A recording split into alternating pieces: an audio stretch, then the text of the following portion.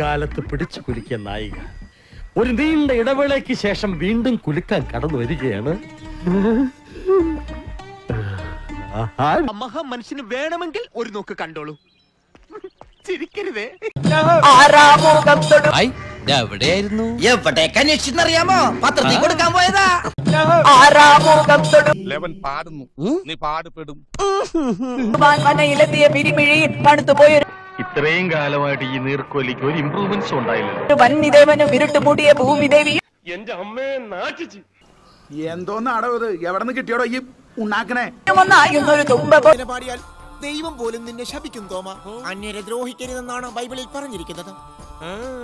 ഏറ്റുവാങ്ങിയ സന്നിധി സൈക്കോസിന്റെ പല അവസ്ഥാന്തരങ്ങളും കേട്ടിട്ടുണ്ട്, പക്ഷെ ഇത്ര ഭയാനകമായ ഒരു പ്രശ്നം ഇത് ആദ്യ. ഞാനിന്ന് പോകവേ